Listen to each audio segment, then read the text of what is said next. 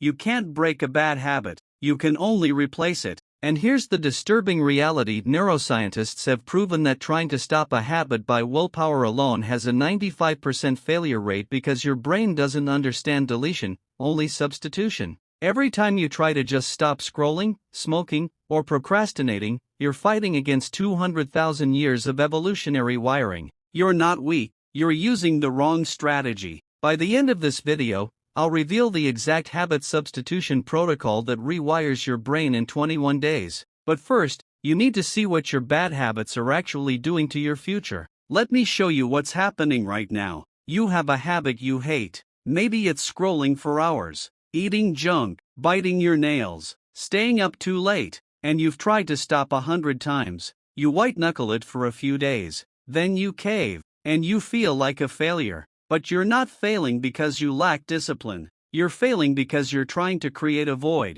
and your brain will not tolerate a void. When you remove a behavior without replacing it, your brain experiences the absence as stress, and stress triggers the very habit you're trying to break. You're stuck in a loop, and the loop is by design. Here's what nobody tells you about habits: they're not behaviors, they're solutions. Every habit you have exists because at some point, it solved a problem. You scroll because you're bored or anxious, and scrolling provides instant stimulation. You eat junk because you're stressed, and sugar provides temporary relief. You procrastinate because the task feels overwhelming, and avoidance feels safer. The habit is not the problem, it's the solution to a problem. And until you solve that problem differently, the habit will always come back. Now here's the brutal part: bad habits compound, not just in their direct effects, but in their identity erosion. Every time you give in to a habit you hate, you're sending yourself a message: I can't control myself.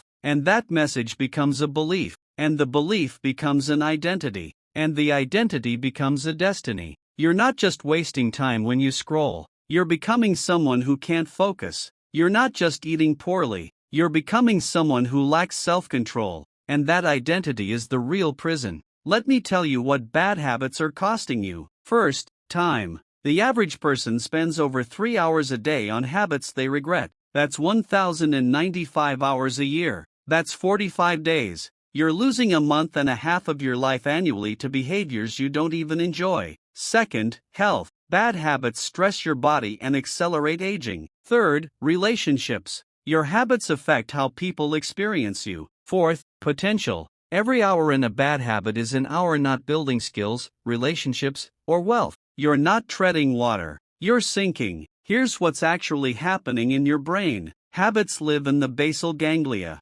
That's the part of your brain that automates behaviors so your conscious mind doesn't have to think about them. And once a behavior is automated, it runs on a loop: cue, routine, reward. The cue triggers the routine delivers the reward, and the reward reinforces the loop. This is why habits feel automatic, because they are. Your conscious mind isn't driving, your basal ganglia is, and it doesn't care if the habit is good or bad, it just runs the program. Now here's the shift that changes everything. You can't delete the loop, but you can rewrite the routine. The cue and the reward stay the same, but you swap the middle part. You're bored, that's the cue. You used to scroll, that was the routine. You got stimulation, that's the reward. But now, when you're bored, you do 10 push-ups instead. Different routine, same reward. You've hacked the loop, and your brain doesn't fight you, because it's still getting what it wants. Here's the framework. Breaking a habit requires 4 steps.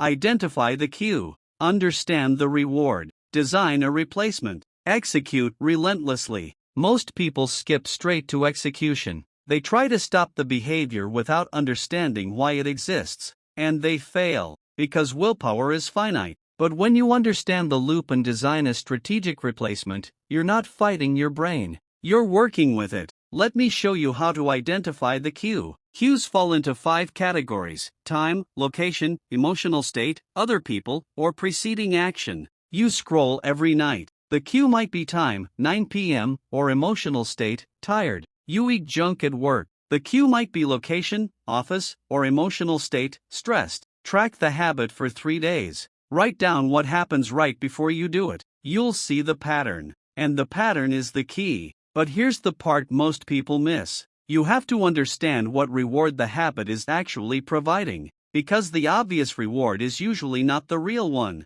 You think you scroll because you're bored, but maybe you're actually lonely, and scrolling gives you a sense of connection. You think you eat junk because you're hungry, but maybe you're actually stressed, and chewing is soothing. If you replace the routine but miss the real reward, the habit comes back, so you have to dig deeper. Here's the test. When you feel the urge to do the habit, pause. Ask yourself, what do I actually need right now? Am I bored, anxious, tired, lonely, frustrated? Once you identify the real need, you can meet it differently. You're anxious. You used to scroll. Now you do breathing exercises. Different routine, same relief. You're lonely. You used to scroll. Now you text a friend. Different routine, same connection. You're solving the real problem. And when the problem is solved, the habit loses its pull. Now here's where it gets interesting. You can't rely on willpower to execute the replacement. Willpower depletes. So you need an implementation intention. That's a pre-planned if-then statement. If I feel the urge to scroll at 9 p.m., then I will read for 10 minutes. You're not deciding in the moment. You decided in advance. And when the moment comes, you just execute. You've removed the decision. And decisions are where willpower gets drained. Here's the neuroscience. When you repeat the new routine in response to the same cue, you're creating a new neural pathway. The first few times, it's weak. Your brain defaults to the old pathway because it's stronger. But every time you choose the new routine, you're strengthening the new pathway and weakening the old one. After about 21 days, the new pathway is strong enough to compete. After 66 days, it's the new default. You've rewired your brain. But here's the trap. Most people try to replace a bad habit with something they hate. They're addicted to sugar, so they force themselves to eat only salad. They hate salad. They last 3 days. The replacement has to be something you actually want to do.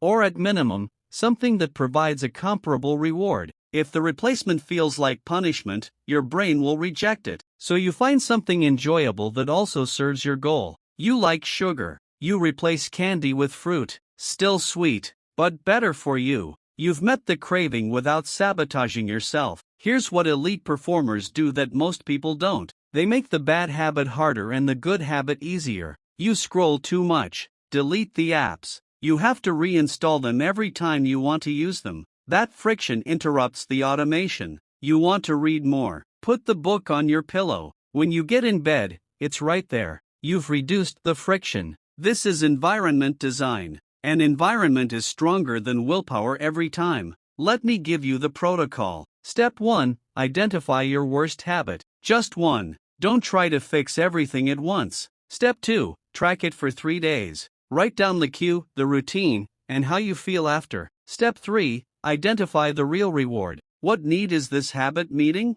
Step 4. Design a replacement routine that meets the same need. Step 5. Create an implementation intention. When X happens, I will do Y instead. Step 6. Make the bad habit harder and the new habit easier. Here's what happens when you execute this. Week 1 is hard. The old pathway is still dominant. You slip up. That's normal. You don't quit. You just reset. Week 2, the new routine starts to feel less forced. Week 3, you start reaching for the new routine automatically. Week 4, the old habit barely calls to you. Week 8, the new routine is default. You've reprogrammed the loop. But here's the part that separates people who change from people who relapse. You can't just remove the bad habit. You have to install an identity around the new one. You're not someone trying to quit scrolling. You're someone who reads. You're not someone trying to stop eating junk. You're someone who fuels their body well. The identity shift makes the behavior permanent, because you're not forcing yourself to act differently. You're being who you are. Now here's the secret method I promised you. It's called urge surfing. When the urge to engage in the bad habit hits, you don't fight it. You don't give in to it. You ride it like a wave. You sit with the urge. You feel it fully. And you watch it peak and pass. Because urges are temporary. They last about 10 minutes. If you can sit with the discomfort for 10 minutes without reacting, the urge fades. And every time you surf the urge instead of giving in, you're teaching your brain that the urge doesn't control you. Here's what happens when you practice urge surfing. The first time, it's excruciating. The urge feels unbearable. But you don't act, you just observe. I'm feeling a strong urge to scroll right now. My hands are restless. My mind is looking for stimulation. You narrate the experience. And narration creates distance. You're not the urge. You're the observer of the urge. And the observer has power.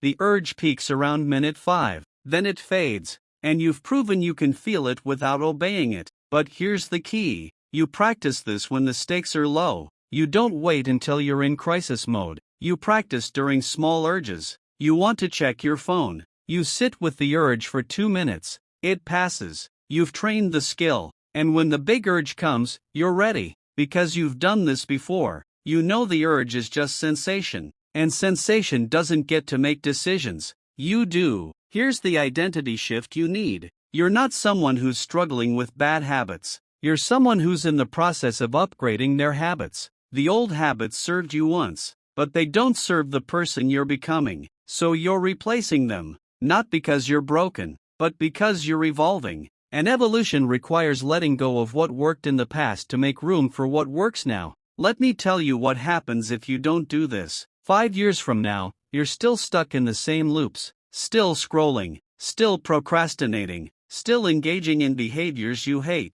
And the gap between who you are and who you want to be hasn't closed. It's widened. Because every day you practice the old habit, you're strengthening it. And every day you don't practice the new one, you're missing the opportunity to build it. Time doesn't fix bad habits. Intentional replacement does. Here's the truth. You've tried to break this habit before, and you've failed. Not because you're weak, but because you used the wrong method. You tried to delete instead of replace. You relied on willpower instead of systems. You fought your brain instead of working with it. But now you know better. And knowing better means you can do better. So here's what you're going to do today. You're going to pick one bad habit, just one. And you're going to identify the cue. You're going to discover the real reward. And you're going to design a replacement routine. And tomorrow, when the cue appears, you're going to execute the new routine. And the day after. And the day after. For 21 days. And you're going to track it.